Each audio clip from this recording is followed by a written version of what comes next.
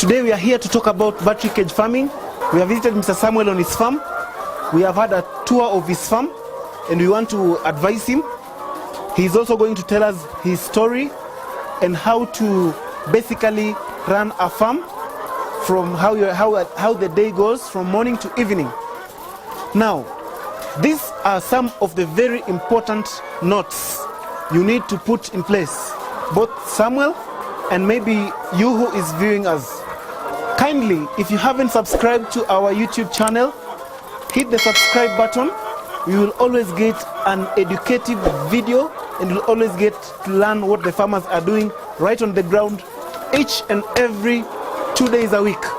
You always say cage farming is not the best way to go, but when you're doing cage farming using the correct type of cages and using ISO certified cages, also putting the right number of birds per cage, this is also very productive. Only that if you want to do cage farming, please don't overstock the birds in a single cell. So Mr. Samuel, when you're doing cage farming, there are quite important things that you need to do. The most important thing you need to understand is the nipples, the water supply system. You know, when the chicken are in the cages, it is not possible for you to know whether this nipple has some leakage or has no leakage. Actually, whether it has blocked or not blocked. Sometimes you find that the chicken have died in a cage and you wonder the other chicken are okay, but one box has got all the chicken dead. So every morning when you come to your farm, the first thing you need to do for cage farming, you need to sprinkle water on the floor. After sprinkling some water on the floor, then you sweep. But you must only sweep after sprinkling water so that the dust does not come from the floor and the birds inhale the dust. Because these birds are many in a unit area. So when they get that dust, you get a disease called CRD, a very common disease. Then after cleaning, then now you do feeding. You feed the birds. I saw you are feeding just using your hands. It's very important that when you are feeding, you get a small jug and then you put the feed in a bucket so that you scoop the feed with a jug and then you distribute it on the feeders. This one minimizes spillage of feed to the ground, all right? So that you can save also on spillages. I understand that when you get your feed from the store, you have already weighed the feed. For example, your chicken are 100 and you bring 10 kgs. So when you give the feed and it spills, you are reducing that ratio. So the chicken will underfeed, so you will not get enough returns. So after you've fed your chicken and they're eating, I want you to get a pipe, just a clean pipe like this one, that is 30 centimeters. So what you do after feeding, just lend me your pen. After feeding the chicken, you will push the pipe to the nipple and just touch every nipple like that. When you touch the nipple with the pipe, you are able to know if the nipple has blocked or is working. That is very hygienic, because if you keep touching the nipple with your hands, you also bring some bacteria to the nipples. So, and also it's very easy for you and very fast. Using a pipe, even the top ones, you just touch the low ones to check whether there's smooth flow. Always try to ensure that every bird has enough feed and every bird has got sufficient water. Another thing you need to do is dusting. You see, on top of your pipes and your cages, when I shake them, there's so much dust. So when you get something like a broom, you can just keep dusting so that when you dust after every 3 days, the dust does not pile like this, which is also very important. And I'm also happy to note that he is using the ISO certified cages. If you look at his cages, the cages are 45 centimeters by 30. I really want to congratulate you for doing that. These are the current cages that you as a farmer, you need to use if you want to do battery cage farming. You can see Samuel is having 2 birds in 1 cage. That is a very, very humane way of keeping the birds. Don't take 5 birds and you keep them in such a cage. That is not putting in mind the animal welfare. So if you want to start cage farming, kindly go for ISO certified cages. The cages should have enough space for the birds to move around. Another thing that I want you to understand is litter management, manure management.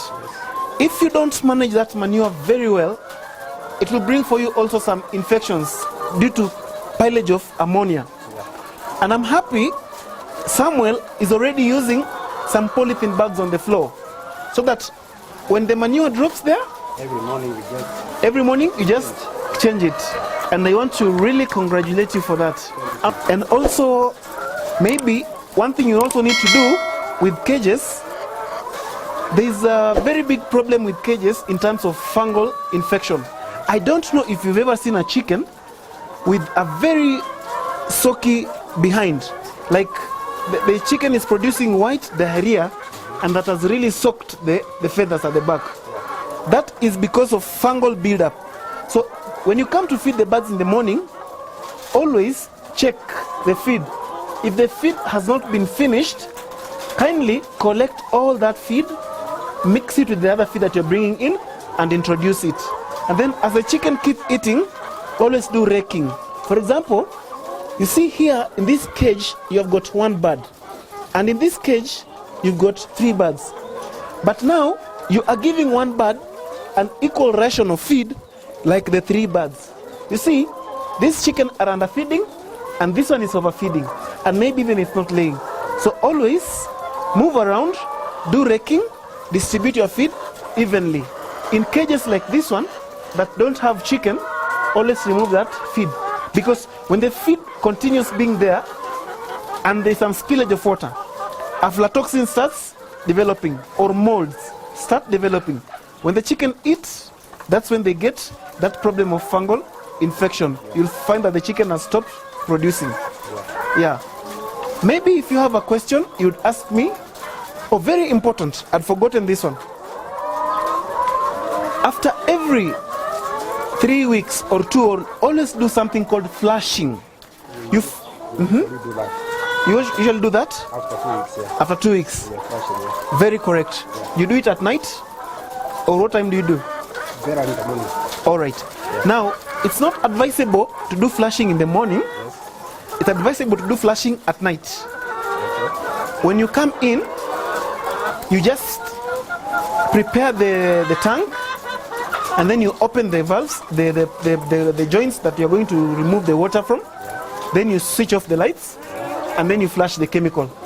The flushing is very important because sometimes when you're giving the chicken some medication, or when you're giving the chicken some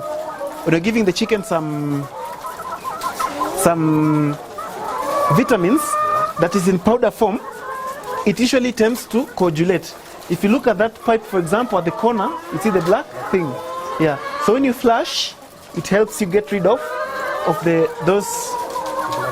blackness. Thank you. And also the coagulated medication. Thank you so much for hosting us. Unless you have a question for me that has always been disturbing you. No. Not disturbing, but somehow just learned from you. Yeah. Nimesoma. You've learned it? I've just learned something. Maybe some cages. Of course, there's some problems. Mm-hmm. You find that laying ratio, it's not normal. Kuku zote zenye labda zinataka baadaye napita kuna zenye sitaki. I don't know whether it's normal or not. Yeah. Oh, good. Samuel has asked about his chicken. Some are laying and some are not laying. And he would wish us to answer that question. Now, Samuel, I've been talking to other farmers about the same thing. Yeah. The chicken doesn't lay every day. But because you have got a huge number of chicken, some will lay, some will not. It's normal. The only thing you need to do when you're keeping your records for eggs, always calculate the percentage that your flock is laying. Okay? Then you will check the age of the chicken. All right? Yeah. The chicken, when they start laying, they keep increasing their production up to week 36. Then they maintain. Then they start dropping up to week 72 from week 52. Okay. I will send you a record of the age and the percentage of production of eggs. So that always when you get your eggs, you look at the chart so that you see, is the age of my chicken producing the correct number of eggs according to this guide? If it's producing the correct one, don't be stressed. If it's producing more, of course it can't produce more because it's scientific. If it's producing less, you know there's a problem, then you can solve it out. Yeah. All right? Also on the chart, it gives you the amount of feed you're supposed to give the chicken at a certain age. For example, now you might be giving your chicken feed that is under or even excess. So that if you look at that guide, it will help you so much. I'm so happy with the work you're doing. Very little to correct. I think maybe just dusting. That's great. That's using a broom. Check the nipples always. Using a pipe. That's great. You have another question? I don't have any. Thank you so much. We've visited Samuel. We've guided him on cage farming. And always remember to watch our videos. We always empower the farmers. You always learn something from the farmers. And we always connect you right to the people who are doing it, like Samuel here. Thank you so much. Subscribe to our YouTube channel.